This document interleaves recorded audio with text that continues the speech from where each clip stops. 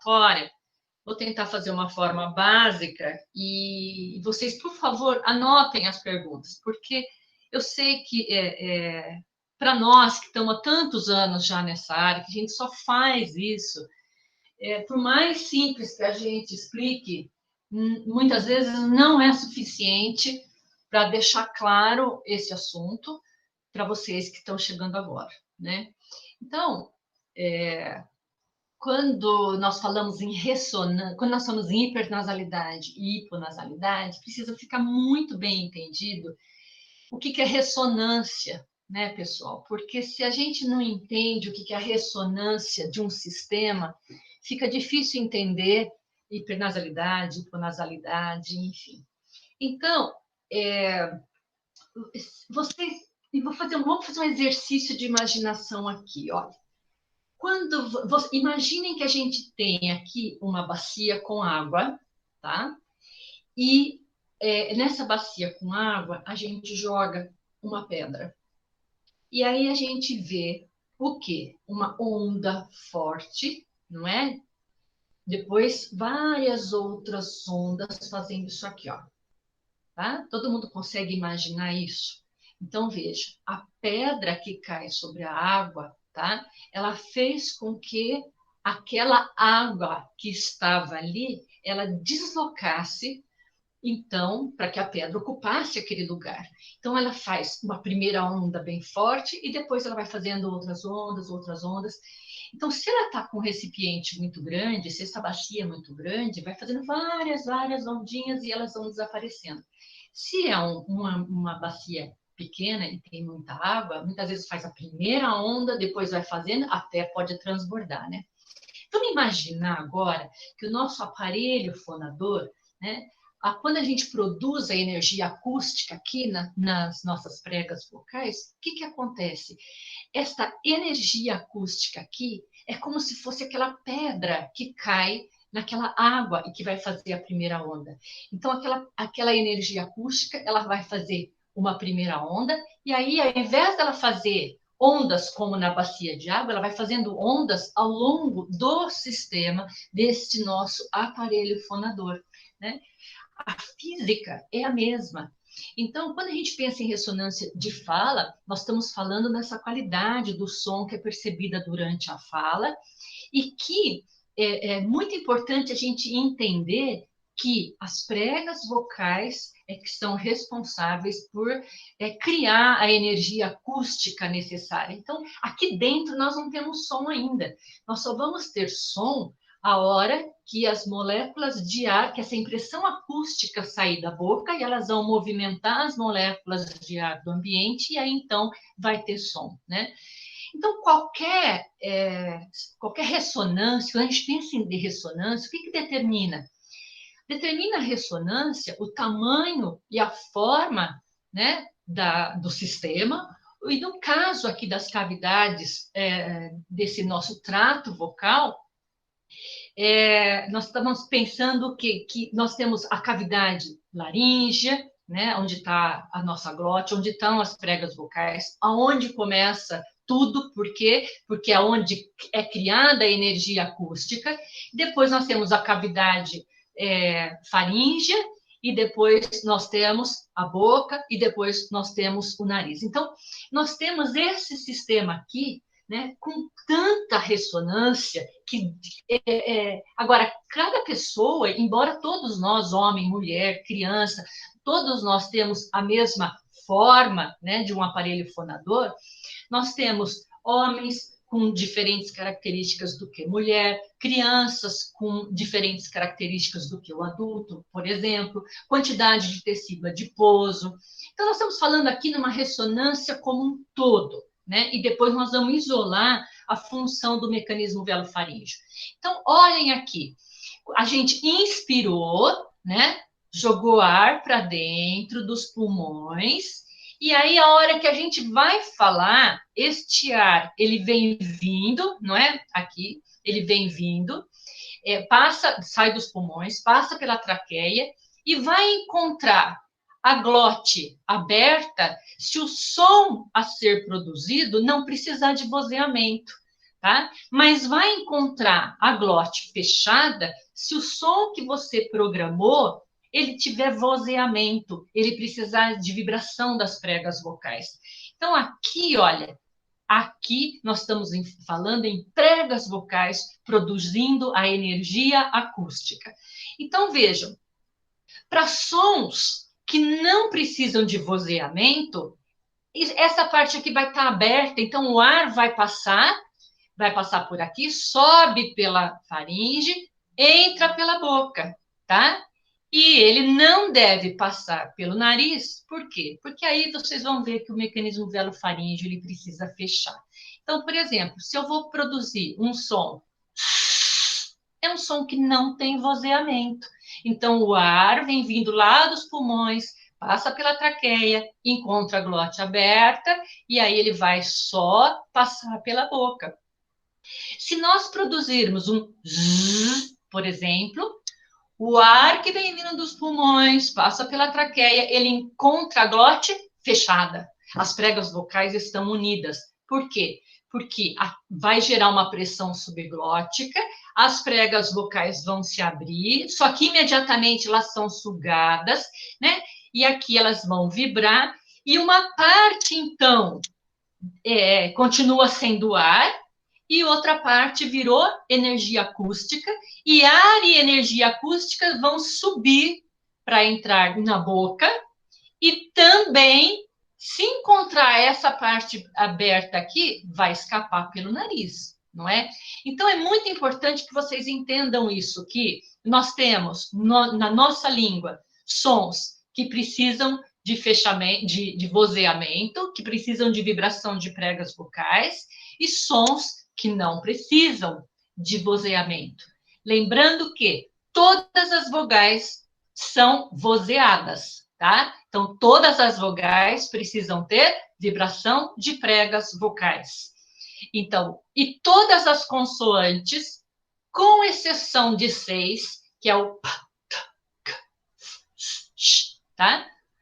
Só essas 6 não precisam de vozeamento. Todas as outras precisam. Então, tenham isso em mente para a gente discutir o seguinte, tá?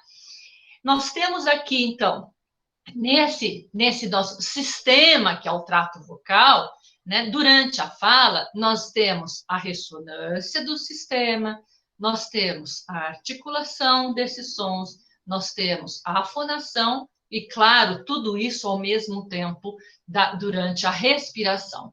E aqui, olha, lembre-se, para quem não está familiarizado, nós temos aqui está a boca, né? É provável que esse paciente que nós estamos falando tenha uma disfunção velofaríngea, às vezes ele tem um retroposicionamento de língua, então aqui pode ter ou não tem fístula, aqui pode ter uma mordida aberta, uma mordida cruzada, ou seja, aqui pode ter maloclusão, aqui pode ter um aumento da resistência nasal, porque às vezes o paciente pode ter um desvio de septo, às vezes ele está com rinite, enfim. Então, esse nosso trato vocal aqui, que é por onde nós produzimos a fala, em alguns lugares nós precisamos prestar atenção, né? Por quê? Porque em alguns lugares, aqui da boca, ou aqui no mecanismo velofaríngeo, aqui pelo aumento da resistência nasal, existem fatores que podem interferir, então, na fala.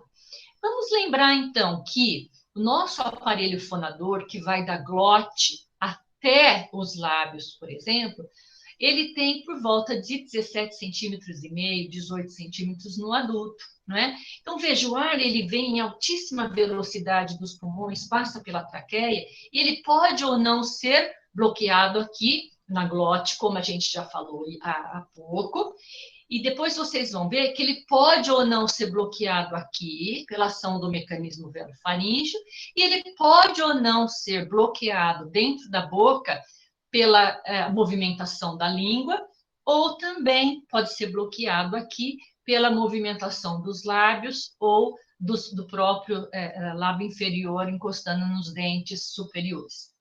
Então, vejam que todos os fonemas da nossa língua são vozeados, ou seja, são sonoros, com exceção aqui de 6, que são as consoantes não vozeadas, as consoantes surdas. Portanto, gente, já lembra, quando a gente falar em hipernasalidade, tá?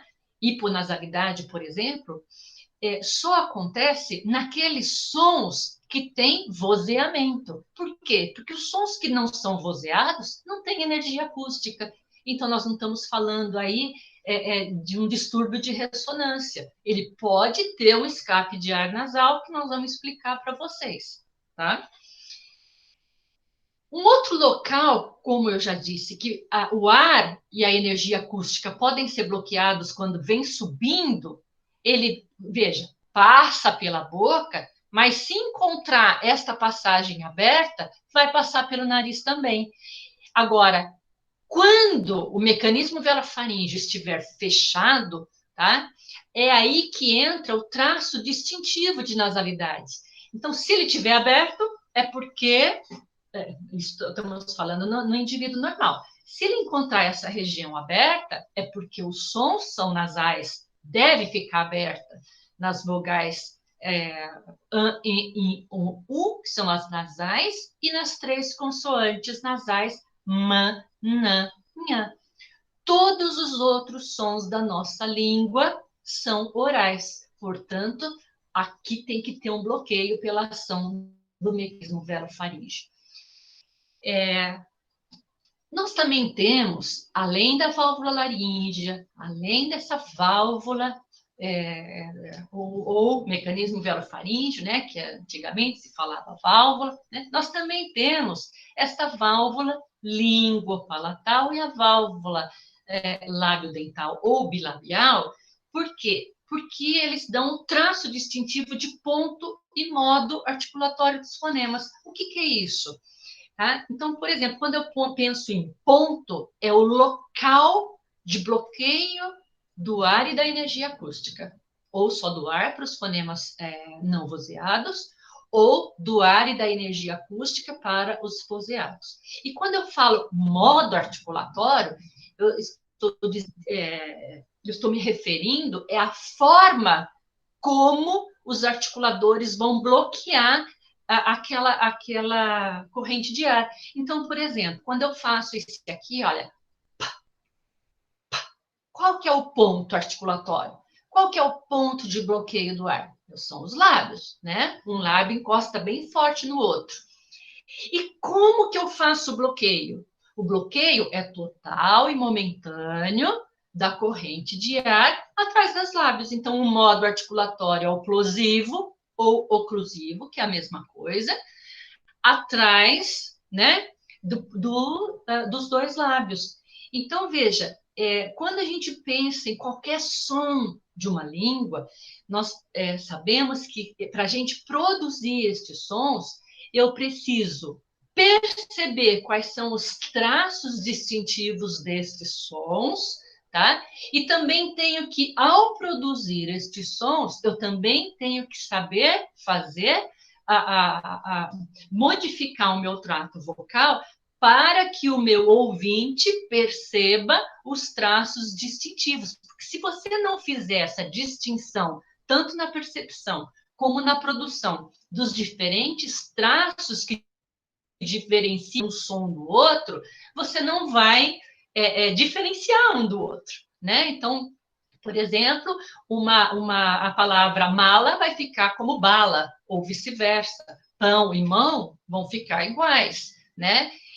Enfim, então, isso aqui é só um flashback, é um repeteco de tudo que vocês já viram no passado, para a gente sair do mesmo ponto de partida daqui. Deixa eu só falar uma coisa para vocês. Então, veja, quando a gente falou lá na válvula laríngea, tá? Aqui, pela vibração das pregas vocais, foi criada a energia acústica, tá? Para a produção dos sons que são vozeados, não é verdade? Então, veja, lembra da pedra que bateu na água, deslocou a água para ela poder ficar ali e depois foi fazendo ondas? Então, quando eu crio a energia sonora, é como se fosse aquela pedra na água. E aí vão fazer ondas ao longo do trato vocal. Esta, gente, é a ressonância vocal que vocês estudam na área de voz, tá certo? Então, nós estamos falando em ressonância vocal, que é a ressonância de todo o sistema. Agora, quando nós falamos em mecanismo velofaríngeo, tá? A abertura e o fechamento desta região aqui vão mostrar o quê? A ressonância de fala. Nós não estamos mais falando da ressonância de todo o sistema, que é a ressonância de voz. Nós estamos agora falando da ressonância de fala, tá? Por quê? Porque ela está se dividindo, por quê? Por causa da articulação dos sons individualmente. Qual é o papel do mecanismo velofaríngeo, então, que vocês já sabem? É dirigir a transmissão da energia sonora e o fluxo do ar entre as cavidades oral e nasal durante a fala, que acontece, tá, para as vogais e para as consoantes. Lembra que a gente já falou que o mecanismo velofaríngeo ele está sempre aberto enquanto você respira pelo nariz, tá? Ele só encosta essas estruturas uma na outra para poder diferenciar os sons que devem sair pelo nariz, que são os nasais, e os sons que não devem sair pelo nariz, que são os sons orais. E aí, então, eu tenho o que é normal, o que se espera da ressonância de fala, que é a ressonância oral e nasal de forma equilibrada, tá? Muito bem, aqui eu tenho uma imagem de uma ressonância, né, magnética, que vocês vão ver, então. Opa, desculpa. Bei den Vokalen. Ó, vejam aqui, então, essa pessoa, quando ela E, está falando I, os sons, olha como a O, língua vai se moldando, o lábio vai se so wie moldando. bei den Olha aqui Konsonanten o véu L, palatino se elevando e M, encostando na parede N, posterior da faringe. R, E para os S, sons orais, T, porque quando tem sons V, nasais, ele deve W, imediatamente B, voltar para a sua posição T, normal, né? H. Quando eu vejo essas estruturas por meio da nasoendoscopia, é como se eu coloco uma fibra óptica, entro pelo nariz e vou olhar lá no final do véu palatino. E as paredes estão aqui. O que eu vejo? Então, eu vou lá e faço isso aqui, ó. Eu vejo isso aqui, e aí eu vejo, então, eu vou rodar o filme, mas veja isso aqui. É o véu palatino, visto de cima. Não tem o Brasil visto de cima? O mundo visto de cima na TV a cabo, esse aqui são as estruturas velofaríngeas vistas de cima. Então, aqui nós temos a parede posterior da faringe, né? Que embora seja uma imagem de uma pessoa adulta, ela ainda tem uma adenoide, e as paredes laterais aqui. Veja quando ela fala. Essa é a história do urso preto que Tudo veio da fechado, floresta. porque os sons Aninha são e Joãozinho orais. eram irmãos. Quando ela fala Aninha e Joãozinho eram irmãos, as estruturas se abrem. Por quê? Porque estes sons o cérebro já aprendeu desde criancinha que essas três consoantes nasais, mananhã, não pode ter bloqueio da passagem do ar e da energia acústica ali. Então, aquelas estruturas permanecem abertas. Né? E quando ela fala só os orais, aquelas estruturas têm que permanecer juntas. Vocês já aprenderam isso quando eram pequenos. Por quê? Porque durante a fase de aquisição dos sons da fala, vocês já foram internalizando todos esses traços distintivos. Assim como, pessoal, as crianças com fissura, elas começam a aquisição dos sons da fala enquanto a fissura ainda não foi operada, né? E aí, o que pode acontecer? A gente veja, olha a nossa preocupação enquanto fono. Embora nós saibamos que não pode fazer a cirurgia logo quando nasce, porque tem o seu tempo para fazer, né, lá com 12 meses de idade, mas a gente já fica muito esperto, por quê? Porque ao balbuciar, né, os sonzinhos da fala, e depois eles vão sendo interiorizados, nossa preocupação é que o cérebro, como ele organiza, né, essa energia acústica distribuída nesse trato vocal, tá? Como que ele organiza os traços distintivos daqueles sons na presença de uma situação adversa que é, por exemplo, uma fissura aberta. Embora nós saibamos que com 12 meses é o ideal já fechar, não é? Então, fiquem com isso em mente para a gente depois resgatar. Então, veja, não se esqueçam nunca, tá? Que esta visão aqui é uma visão bidimensional. Eu só estou vendo o palato mole indo para cima e para trás, né? Opa, deixa eu só voltar aqui um pouquinho. O palato mole está indo para cima e para trás. Opa, não quero mostrar tudo isso. Aqui. Então, é isso que eu queria mostrar. Então, veja, olha aqui, ó. Aqui são as estruturas vistas de cima. Fechamento completinho. Por quê? Porque se tiver uma abertura aqui, o que vai acontecer? A ressonância daquele som que deveria apenas ser oral, ela vai ser indesejavelmente nasal, não é? Então, eu vou ter um som vozeado como o z, como o j, como o v. Se tiver uma disfunção velofaríngea, né, o ar e a energia acústica vai passar para a cavidade nasal para ele ser bloqueado lá na frente, que é o lábio incisivo, por exemplo, nos dentes o lábio inferior, nos incisivos superiores, para bloquear o ar para a pessoa produzir um por exemplo. Tem que estar com o mecanismo velofaríngeo ativado, porque se não tiver, vai sair a energia acústica e o ar se dividem nesses dois sistemas. Uma parte passa pela boca e a outra parte passa pela cavidade nasal. E nós não queremos isso. Mas eu quero mostrar para vocês uma coisa aqui. Veja, quando nós estamos falando em vogais... Opa! Deixa eu só... Desculpa.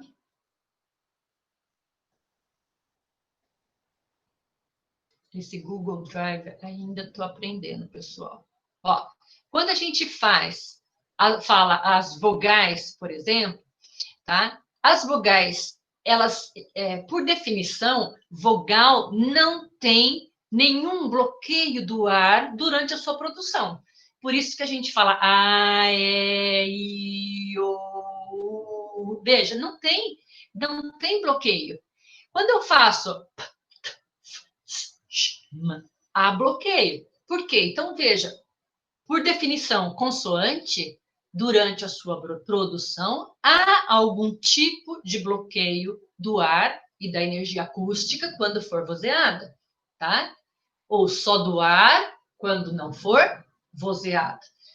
E quando nós estamos produzindo as vogais, não há bloqueio do ar aqui dentro da boca, mas quando as vogais são orais, há o bloqueio do ar aqui no mecanismo velofaríngeo para que não haja escape de energia acústica e ar para a cavidade nasal. Então, vejam aqui, olha, paciente falando um indivíduo, né, falando várias vogais.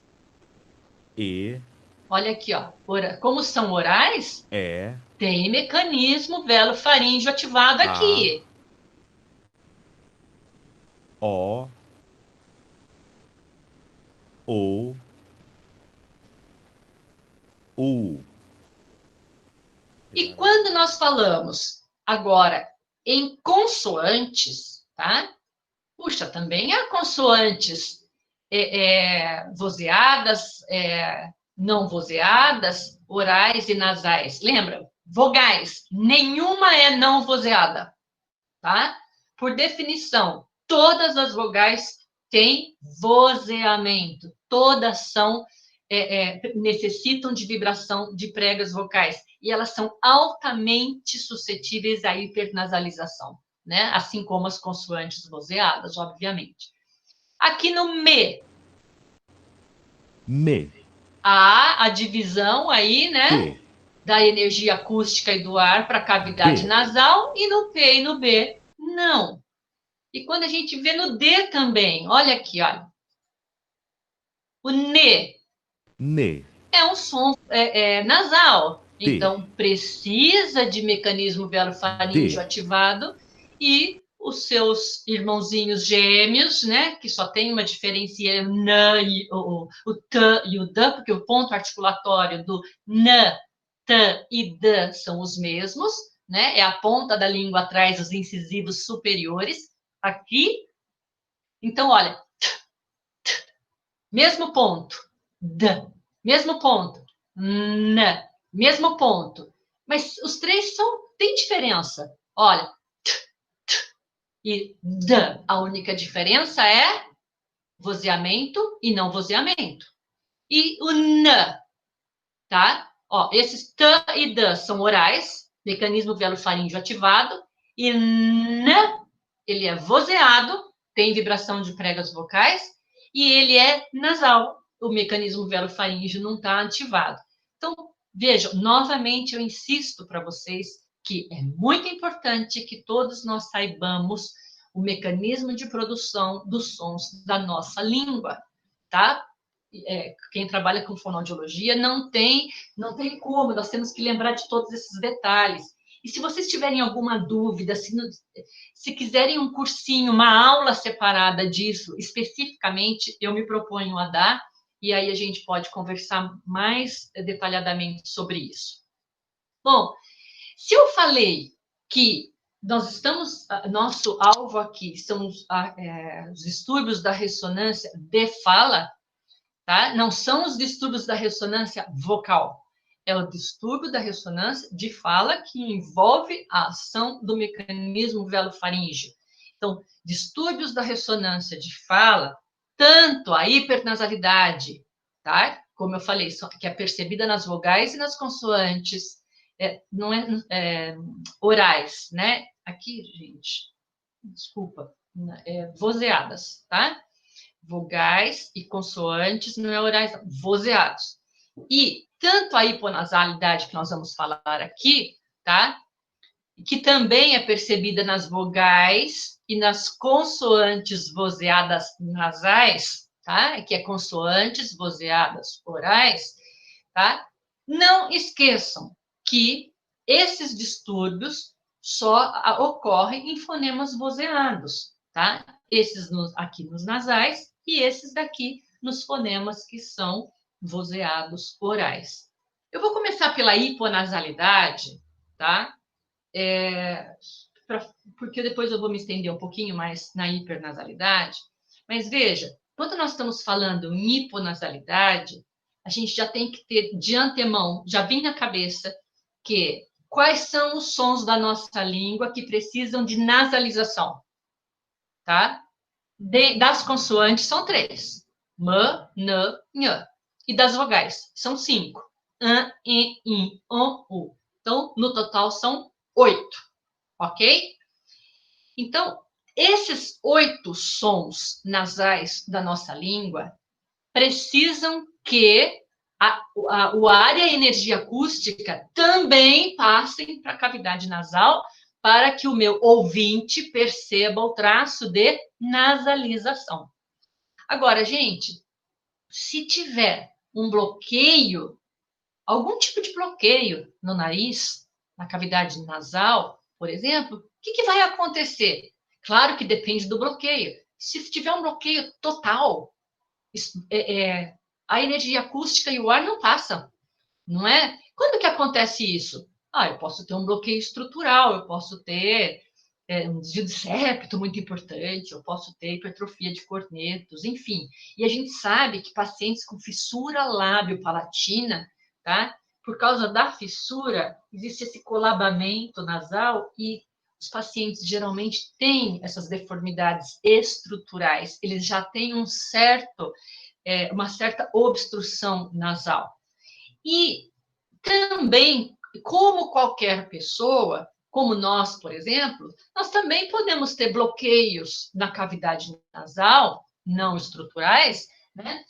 Como rinite, gripe, resfriado, alergia, enfim. E E pode, então, ter a combinação desses dois aqui. Então, quando nós temos, então, este bloqueio, de novo, ar e energia acústica vão entrar, devem entrar na cavidade nasal para dar o traço de nasalização daqueles sons que eu acabei de falar. Mas se encontrar um bloqueio importante, vai acontecer o quê? Aquela nasalização vai ficar diminuída, vai ficar hiponasal, né? Claro que se tiver uma obstrução total, não vai nem ser hiponasal, vai ser denasal, vai ser nenhuma hiponasalidade. Agora, lembre-se que eu também posso ter um bloqueio da cavidade nasofaríngea, ou lá na velofaringe. Eu posso ter alguém com uma tonsila faríngea hipertrófica, inchada, ou uma adenoide muito grande, né? Pode até nem ter obstrução aqui no nariz, mas se eu tiver essa obstrução lá atrás, né, na velofaringe de uma adenoide, o que vai acontecer? De novo, gente, é física. A energia acústica e o ar, tá? Que deveriam entrar na cavidade nasal, não entra por causa do tamanho da adenoide aí. Agora, quais são as outras situações também?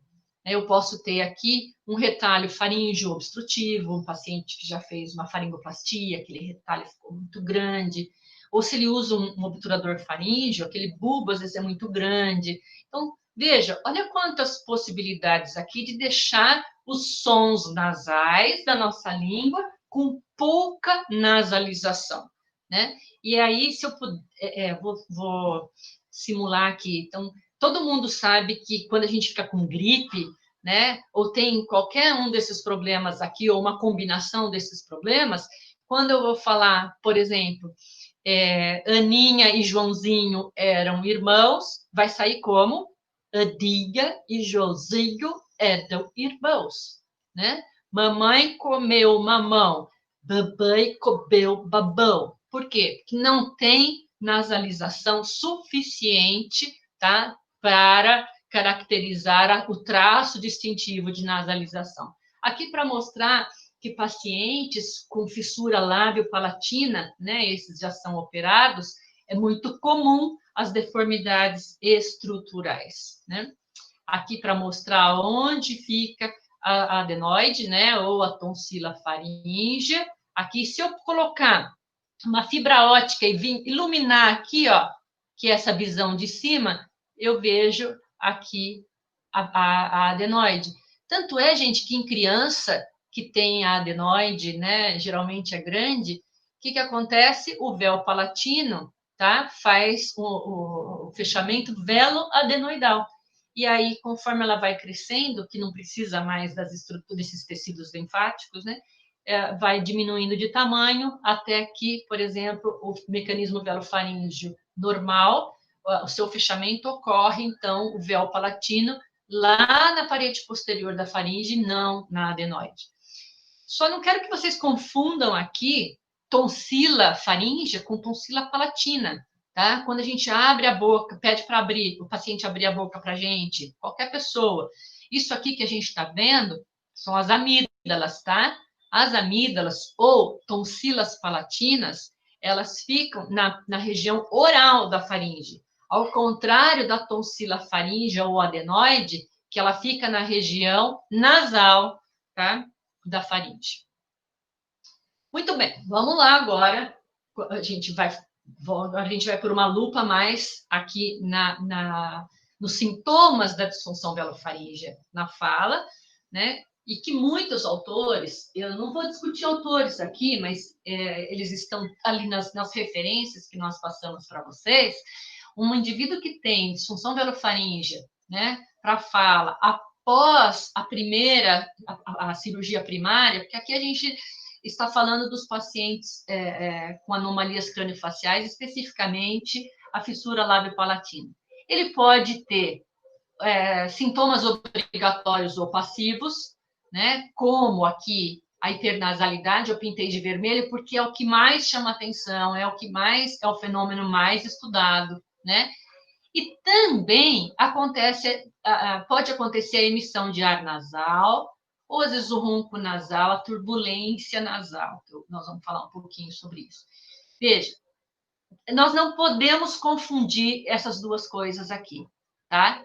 Então, vejam, quando eu tenho uma disfunção velofaríngea, para aquele fonema que eu vou emitir, que é vozeado, tá? Que precisa de energia acústica durante a sua produção, na presença da disfunção velofaríngea, vai escutar a hipernasalidade, tá?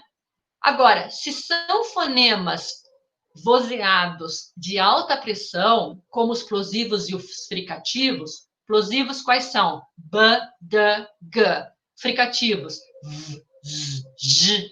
São fonemas de alta pressão. Então, esses fonemas também precisam, tem ar, né? Então, o que nós vamos escutar na disfunção velofaríngea?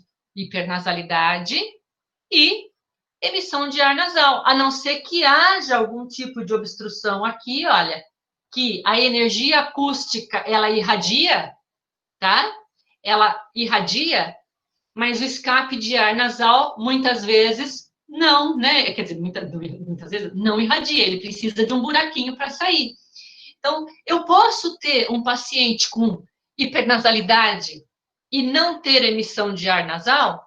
Posso, tá? Porque às vezes ele está com uma obstrução aqui, não é uma obstrução tão importante para porque a energia acústica ela irradia. Se alguém não acreditar, é só colocar a mão aqui e olha, mamãe, mamãe, tampa aqui, ó, mamãe.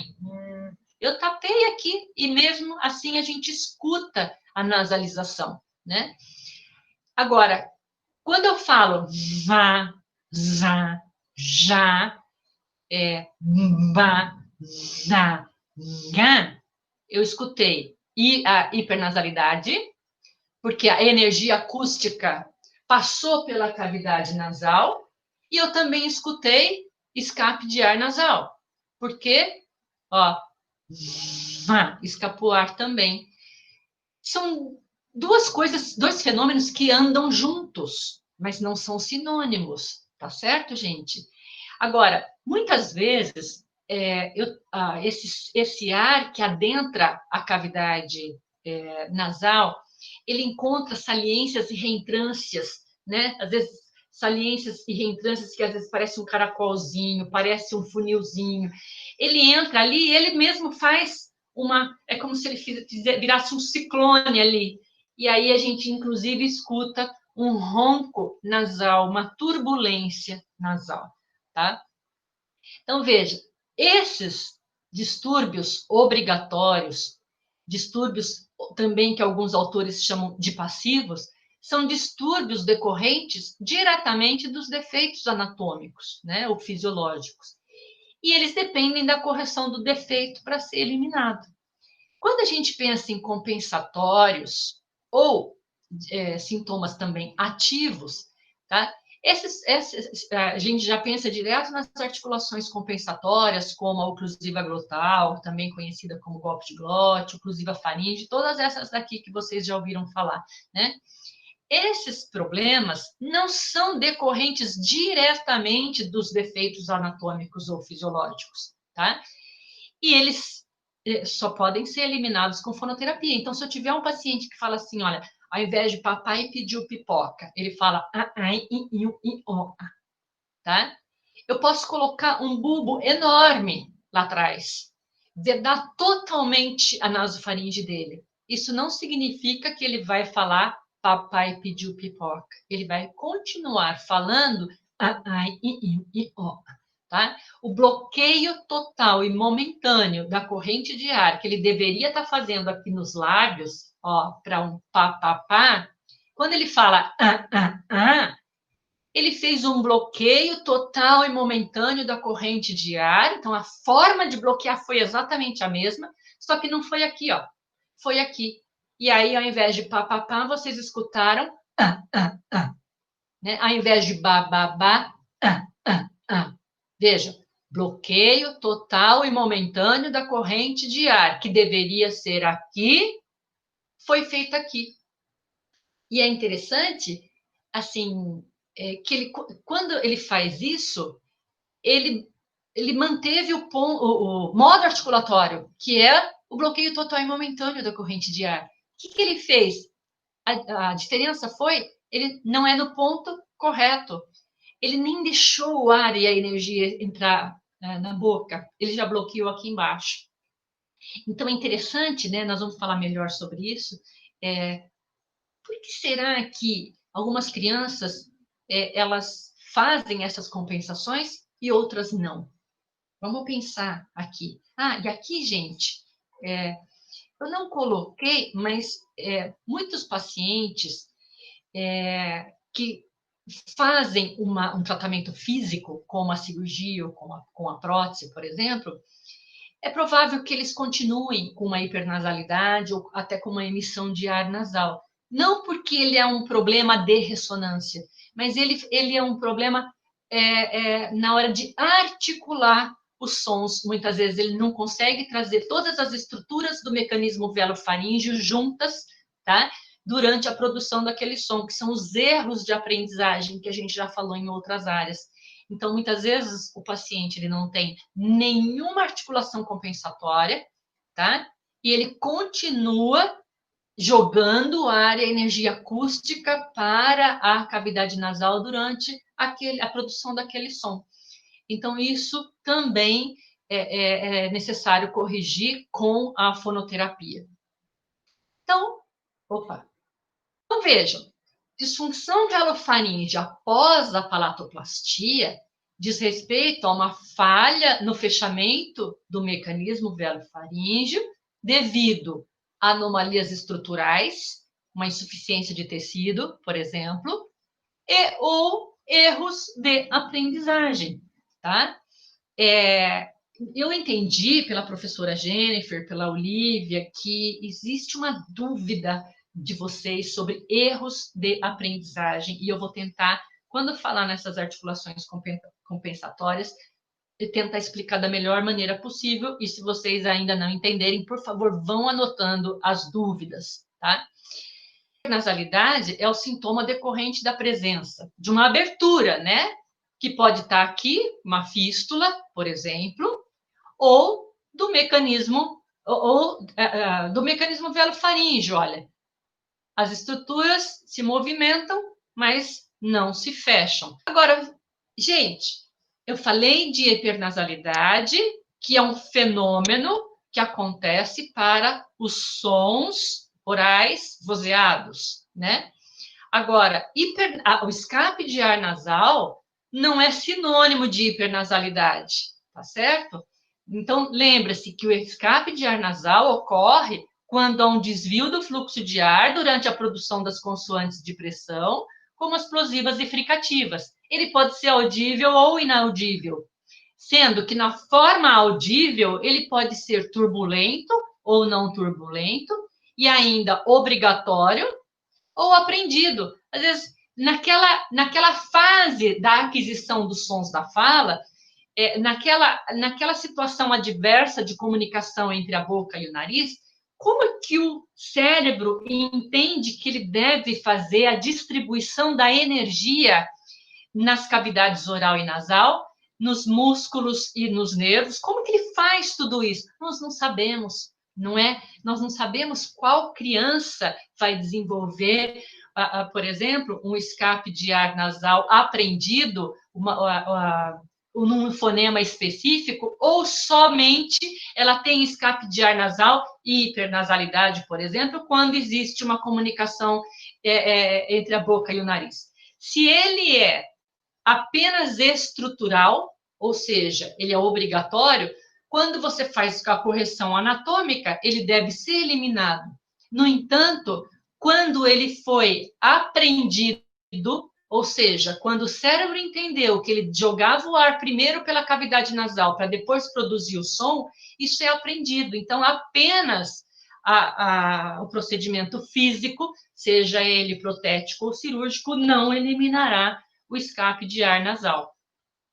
Além disso, a gente tem que lembrar que o escape de ar nasal é um indicador da disfunção velofaríngea, ele deve ser diagnosticado e visto, então, como indicador da DVF, ou de uma possível passagem do fluxo aéreo nasal na presença de uma fístula, né? Então, quando o paciente não tem fístula e tem escape de ar nasal, é um indicador de disfunção velofaríngea, não é? Agora, quando ele tem uma fístula, é muito importante que eu avalie com a fístula vedada, né? Por quê? Porque ele pode escapar pela fístula. Agora, ele pode ser um padrão aprendido, pode ser internalizado e pode virar um hábito. Então, veja, o escape de ar nasal aprendido, ele pode ser produzido por uma substituição ou uma coprodução de uma consoante oral, por exemplo. Então, eu vou dar um exemplo aqui quando eu vou falar o F, ó, Fá, Fá. Isso aqui, ó, Fá, Fá. É como se eu tivesse, se o meu cérebro tivesse entendido que eu desloco o meu mecanismo velofaríngeo para cá e faço, inclusive, uma mímica facial. Ó.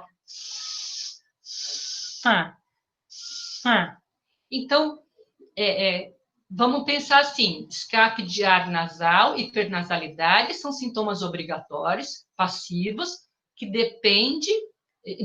é decorrente de um problema estrutural, e, ao corrigir o problema estrutural, ele deveria ser eliminado.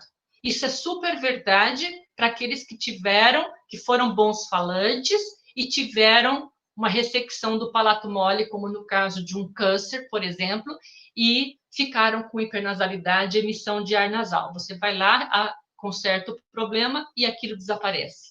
Nós estamos falando aqui de pessoas com fissura palatina, lábio-palatina, que aprenderam a dividir essa energia acústica entre nariz e boca, numa situação ainda que o palato não foi operado, então, por exemplo, nariz e boca estavam acoplados, e mesmo depois que eles fazem a palatoplastia primária, é provável que um ou outro paciente, ele fique com articulação compensatória, e alguns que não têm articulação compensatória pode ter aprendido a jogar o ar pelo nariz, tá?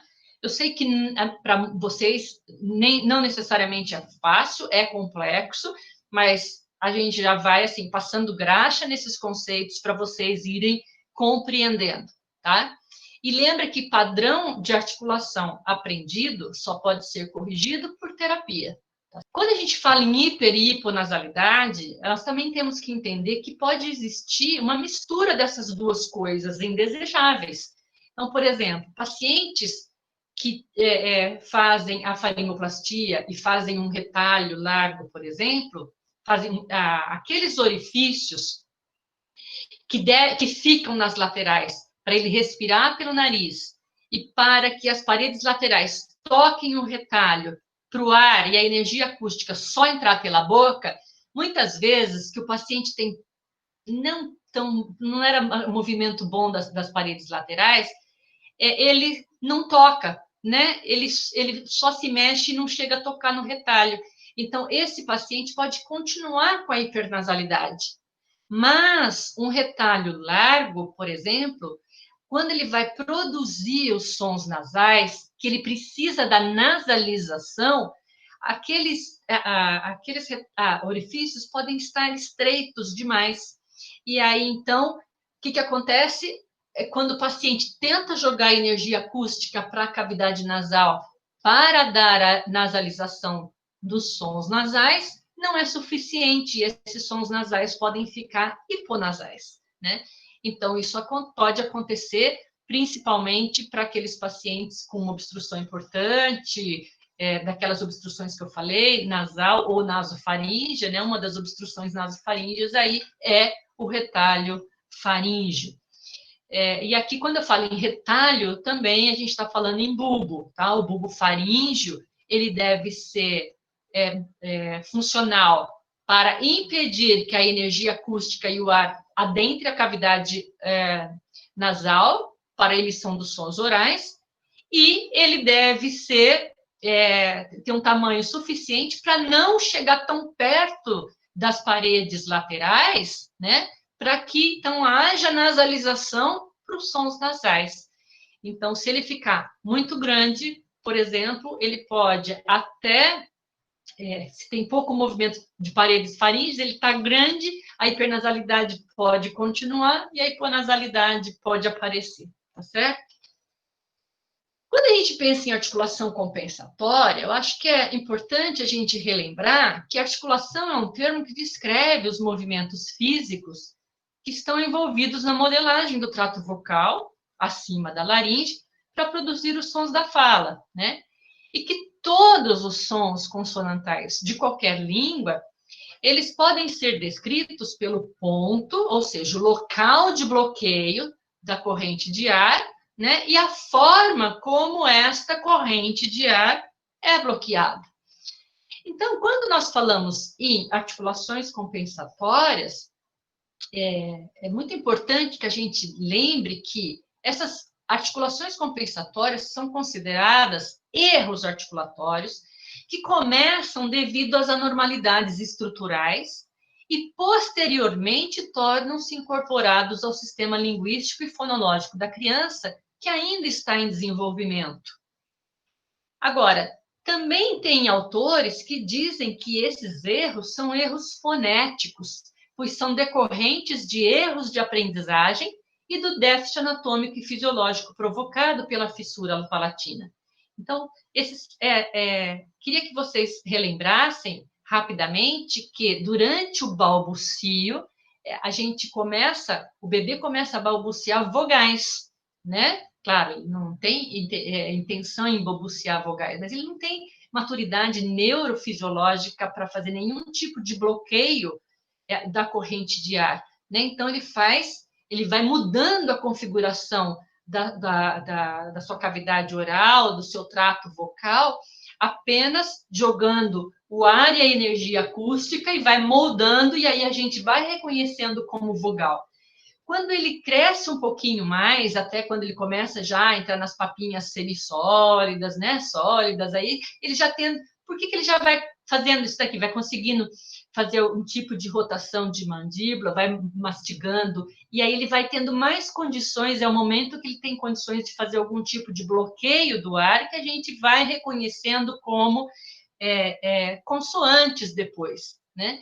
Então, o que será que acontece no cérebro de alguns indivíduos que fazem com que as pressões de ar geradas pelos bloqueios que deveriam ficar na boca, né? Como ele não encontra nenhum tipo de bloqueio, por que será que o cérebro de algumas crianças tentam fazer os bloqueios aqui, né? Na faringe, na laringe, e depois eles ficam habituados, né? Então, aqui eu tirei esse parágrafo da dissertação da Laura Andrade, né? A Laura Catarina e Félix de Andrade. Há muitas dúvidas em relação ao motivo pelo qual algumas crianças com fissura palatina, que ficaram com disfunção velofaríngea, desenvolvem articulações compensatórias e outras não. Alguns autores acreditam que essas alterações ocorrem devido ao reforço positivo que os pais e cuidadores oferecem às crianças durante essas produções no período do balbucio, criando uma condição favorável para que elas persistam mesmo após a correção física da fissura. Agora, Chapman e Peterson Falzone acreditam que as articulações compensatórias, por serem incorporadas ao sistema fonológico da criança, continuarão a ser produzidas mesmo que a correção cirúrgica do palato consiga produzir um mecanismo velofaríngeo competente para a fala. Quando a gente sabe disso, tá? Nós temos algumas orientações específicas para os pais dos bebezinhos, que não é o caso da gente falar hoje, tá? Mas por esses conceitos em mente, nós fazemos algumas orientações a essas mães, a esses cuidadores, né? Para que não estimulem a produção de articulação compensatória, para deixar para que depois que elas fizerem a palatoplastia, então, elas... não sei, vou voltar aqui, eu acho que eu confundi, porque eu sei que vocês estão com dúvida em relação a isso. crianças que, ao passar de vogais para consoante na fase do balbucio, principalmente o balbucio canônico, tá? Ao tentar fazer um bloqueio de ar, que deveria ser na boca, enquanto existe um acoplamento entre a boca e o nariz, elas desenvolvem esses bloqueios, elas geram essas pressões aqui. E a gente não percebe, gente, por quê? Não percebemos porque a criança está em fase de balbucio. E muitas vezes a gente até acha que é um ataque vocal brusco, por exemplo, que não tem aquele sentido de bloqueio de ar, então pode ser que fique internalizado, né? Então, veja, uma coisa importante aqui, que toda vez que uma articulação compensatória é usada, se eu substituir o ponto articulatório, por exemplo, daqui para a glote, por que eu tentaria fechar o mecanismo velofaríngeo? Por que eu tentaria? Não, o mecanismo velofaríngeo, ele acontece antes do ar ser bloqueado na boca. Mas se eu já bloqueei o ar aqui, o ponto articulatório já foi aqui, por que eu usaria o mecanismo velofaríngeo? Eu tentaria usar. Eu não uso, o mecanismo velofaríngeo é desprezado, pois não existe necessidade do uso de ambos os mecanismos, tá? Então, se eu sei disso, gente, eu não posso avaliar o potencial do mecanismo velofaríngeo durante a minha avaliação fonoaudiológica na presença de uma articulação compensatória. Por quê? Porque eu já sei que quando eu faço uma articulação compensatória, eu desprezo o mecanismo velofaríngeo.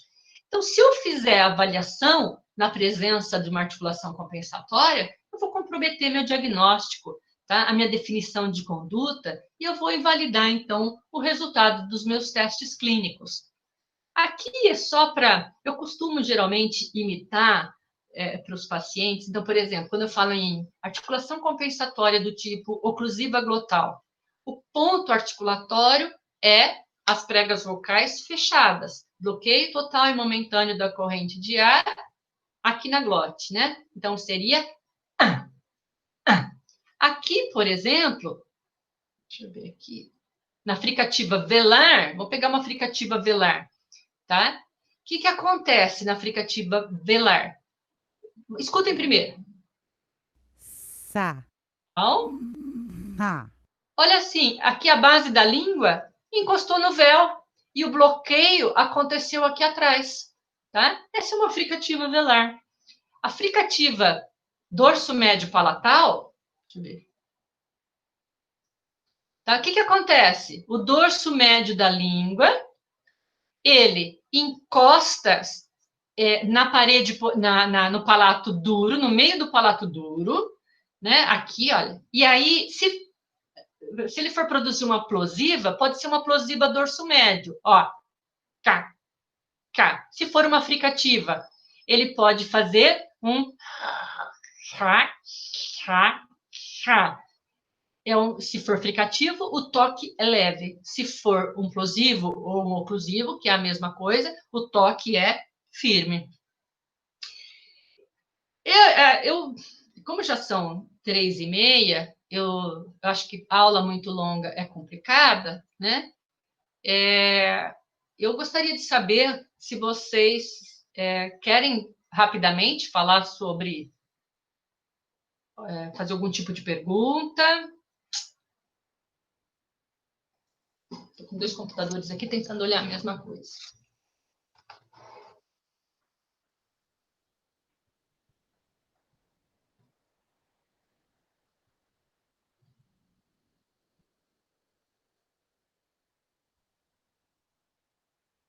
Nicole, você falou ótima aula, professora. Obrigada, fico feliz. Mas deu para entender, pessoal? Claro que aqui nós estamos falando tudo na teoria, a gente está tentando mostrar na prática como que é e tudo, mas uma dica muito importante, precisa ter na ponta da língua o mecanismo de produção de todos os sons da nossa língua, tá? Quais são plosivos, quais são os orais, quais são os fricativos, quais são os líquidos, quais são os traços distintivos de cada fonema vocálico, de cada fonema consonantal. Nós precisamos ter o conceito do que é sílaba, tá? Nós precisamos ter conceitos da fonética e da fonologia, porque a hora que a gente chega aqui, veja, quando a gente fala em alterações de fala na fissura lábio-palatina, nós não estamos falando apenas de motricidade orofacial, nós estamos falando de fala, né? Nós usamos este aparelho fonador para produzir os sons da fala, sons que envolvem bloqueio, sons que envolvem não bloqueio, de mãos dadas em situações silábicas. E tudo isso, claro que ele tem a ver com fonologia, claro que eu preciso entender da audição, mas a gente precisa lembrar muito bem esses conceitos básicos para entender o que acontece num aparelho fonador, numa situação adversa, que é a fissura lábio-palatina, a criança já produzindo, já adquirindo os sons da fala numa situação como essa, né? Professora Marinês, posso mostrar um slide e falar um pouquinho mais sobre DVF por erro de aprendizagem? Por favor. Esse é um tema complexo, nós vamos melhorar, eu espero, o entendimento desse tema conforme a gente entrar em avaliação instrumental, ajuda a entender, mas eu dei uma melhorada nos slides, a aula, se vocês lembram, do dia 4, foi sobre os tipos de DVF, a Olivia está lá transformando em YouTube, vai por hoje para vocês, desculpem o atraso, mas nesse final de semana nós não trabalhamos. Já colocamos a aula do dia 3, estamos colocando a aula do dia 3 e dia 4. Na aula do dia 4, eu falei para vocês que a DVF por erro de aprendizagem é como se fosse uma disfunção velofaríngea funcional, tá? E que no caso da fissura lábio-palatina, hoje a literatura mostra que podem ter 3 grandes categorias que dá para subdividir, não que todos os autores subdividem igualmente.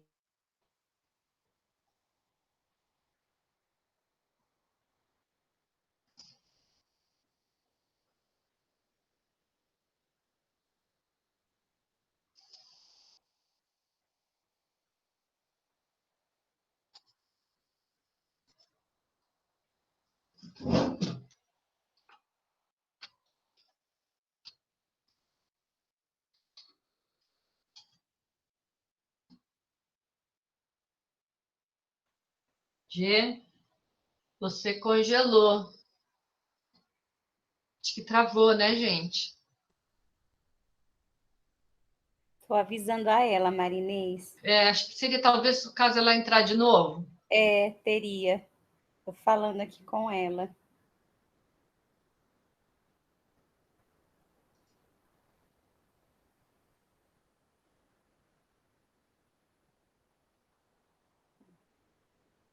Dá uma raiva quando trava. Tá no meio do raciocínio, de repente, vai para o espaço, assim. Ai. Deixa enquanto ela entra, eu vou falar. A Júlia me perguntou se plosiva velar é a mesma coisa que plosiva faríngea. Júlia, cadê você? Não é, tá? Plosiva velar é o ponto articulatório, a língua, a base da língua no véu palatino. E a plosiva faríngea é o ponto articulatório, é a base da língua na parede posterior da faringe. Ficou claro? Júlia, se manifesta, não sei se ela já saiu.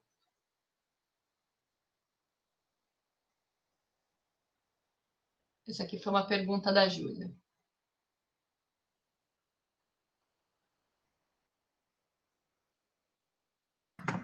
Deu sim, professora, obrigada. Tá, Amabile, você me perguntou, posso dizer então que esse balbucio diferenciado da criança com fissura já é uma DVF por erro de aprendizagem? Ainda não. Ainda não. Por quê? Porque ele está no processo do balbucio, tá? E aqui não é disfunção velofaríngea, é a boca e o nariz acoplado porque ele não operou ainda, tá certo? Agora, a maior parte das crianças, quando operada aos 12 meses de idade, com um cirurgião plástico experiente, que faz uma técnica cirúrgica não só para fechar a parte anatômica, mas para alongar esse palato, para ele interagir com as paredes da faringe, tá? A maior parte das crianças não vão desenvolver nem hipernasalidade, nem escape de ar nasal, nem articulação compensatória. Porém, aquelas que ficarem com uma disfunção velofaríngea, pode acontecer daquela maneira de distribuir a energia acústica entre a boca e o nariz, aquela maneira de fazer o bloqueio da corrente de ar, tá? Aqui na faringe e na glote, pode acontecer dele ficar habituado? Pode, tá? Mas lembra, se a criança foi bem operada, vamos pôr entre aspas, se ela tiver êxito na cirurgia, a chance dela não ter nada disso, gente, é grande. Talvez ela tenha aí, se for fissura lábio-palatina, um problema dentoclusal, de fala relacionada à dentoclusal por causa das mordidas, da mordida cruzada, mas não em relação à disfunção velofaríngea. É que aqui a gente põe uma lupa bem grande para aumentar o entendimento dos problemas. Mas se esse paciente passou pela cirurgia de forma adequada, muito provavelmente que não vai ter nenhum desses problemas, tá? Deu para entender, Amabile? Cadê você?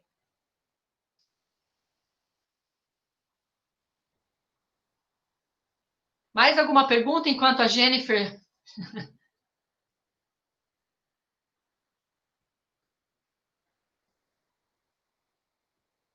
Ixi, é tão ruim, né? Quando trava.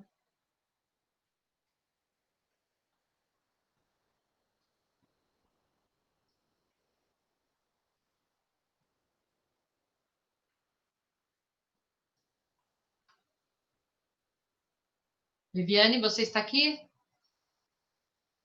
Quer falar, Viviane? Gente, sem nenhum medo, pode abrir o microfone. Eu tô sim, Marinês. Pode ligar sua câmera para o povo ver. Peraí. Tá. Então, tô ligando aqui. Você está me ouvindo agora? Vocês todos? Sim, sim. Então, ó, eu acho que tá, assim, foi ótima a aula, a visão geral. Eu tô me colocando do lado dos alunos, tá? Por favor. Porque eu também sempre tenho os meus e as dúvidas são muitas informações. E é assim, é um processo, a gente vai aprendendo de tanto ouvir e raciocinar, e é assim mesmo. Então, eu acho que para todas tá ótimo, né? Então, antes da gente falar aí, né? Termina, Viviane, porque eu estou rindo sozinha. Vai lá, termina. Não, tudo bem. Então, é assim, eu acho que, para dizer que assim, é um processo. Agora, eu acho que com a Jennifer falando de novo, porque eu assisti a aula dela passada, vai ficar mais clara essa questão do erro de aprendizado, que realmente é difícil, né? Porque ele pode ser sozinho ou combinado. É aí que eu acho que a gente tem que tentar esclarecer. Vai lá, Gê. Abre o microfone, Gê. Eu estava dando aula sozinha, mas falando que era uma beleza. Eu detesto isso que não dá para a gente ver que a gente está na sala de aula. Vamos fazer um combinado, alunos? Vamos voltar nesse tópico na quarta-feira como primeiro assunto? Vocês olham as aulas primeiro, repensam e a gente retoma, pode ser? Vocês escutaram alguma coisa do que eu falei? Não? Absolutamente nada. Não, no seu slide, sim. Você estava com o slide na tela quando congelou. Ah, esse aqui é o velho. Eu não tô. Então, eu não acho nem o slide, se vocês querem saber, porque agora sumiu. Só um minutinho. Vamos falar quarta-feira. Tem muita coisa para falar. Isa, estou presa na tua pergunta. Ah, e eu tenho material para esclarecer. A Isa falou se quem não tem DVF pode ter, né? Erro de aprendizagem, tá? Existe um tipo de DVF em fonema específico para criança que tem muita alteração de orelha média, não precisa ter fissura de palato. Eu trago isso para vocês na quarta-feira, tá bom? Assim dá tempo de pensarem um pouco mais, assistirem as aulas quem não assistiu, e eu volto de novo, eu vou mais organizadinha daí. Coloquei as aulas, então deixa eu mostrar para vocês o que está acontecendo com o site aqui, com o ambiente virtual.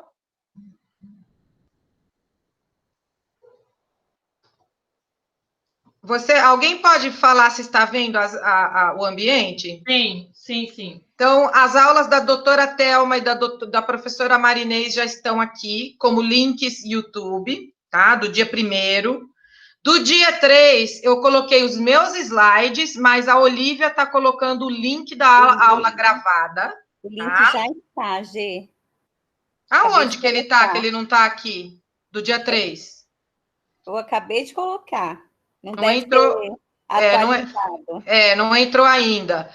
Aqui também não entrou. Aqui vai entrar de novo. Isso aqui, quando é o slide da aula, eu escrevo slide. Quando é link, tem o nome da aula, tá? A Olivia que está colocando. E aí vou ver os slides da professora Marinês. Se a gente achar que tem algum exame de paciente que mostra nome, a gente recorta aquele pedacinho, tá? Mas ela falou que tinha alguns pacientes, mas eu não vi nome, nada. Eu vou ver se dá para disponibilizar inteiro. Se der, vai entrar inteiro aqui. Se não der, vai entrar sem esse pedacinho, tá bom? Professora, você disponibiliza os slides? Sim. Aí você pode mandar, eu arrumo, então eu vou colocar a gravação dos slides de hoje, tá bom? Então, a gente tem tentado manter um fórum para vocês irem falando das dúvidas e comentando. No dia 4 não tem fórum, tá? No dia 3 tem. E hoje tem o fórum dessa aula, que falou dos distúrbios de fala, e eu abri um questionário, tá bom? É um questionário que a gente já tinha começado. Quem já tinha respondido o primeiro vai ver que às vezes várias perguntas estão aqui de novo. Aqui tem 19 perguntas, Olivia? Olivia? São 19. Tem 19 perguntas misturando DVF e desenvolvimento de fala. Então, a gente vai começar a entender onde é que estão as dúvidas de vocês, tá?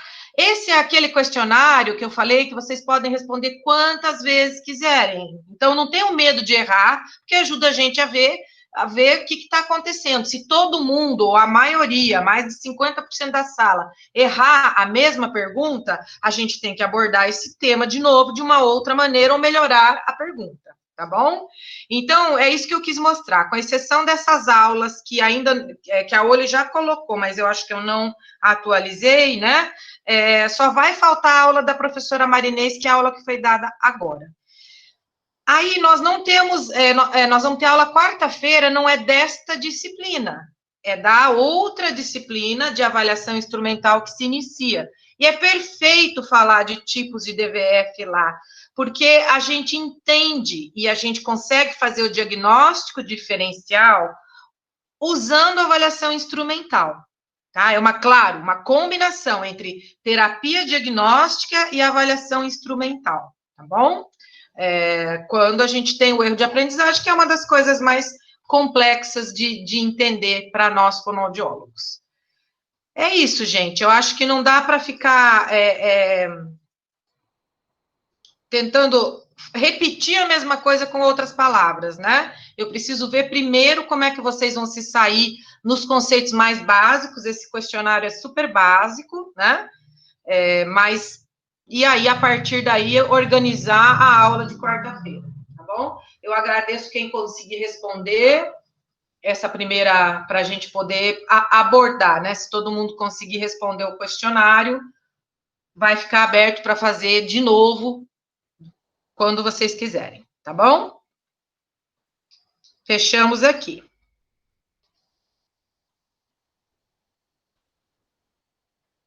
Certo, professora? Quer falar mais alguma coisa? Não, eu acho que, eu não sei, assim, pelo menos não colocaram dúvidas aqui, mas também não deu tempo, né, de processar. Eu acho interessante, depois que eles pensarem, fazerem aí as atividades e tudo, pessoal, anotem as dúvidas, não deixem de perguntar. Eles estão pondo no fórum, Marinês, e a maior dúvida é entender tipo de DVF, e é muito difícil, né? Então, eles estão perguntando sobre os tipos, se a pessoa que não tem fissura ou história de fissura pode ter DVF por erro de aprendizagem, né? São perguntas muito inteligentes, tá? Mas chegar numa resposta e no entendimento que não seja decorado, né? Realmente entender o que acontece é uma construção. Então, vamos pôr mais um tijolinho na quarta-feira, tá bom? Beleza. Então, gente, tchau.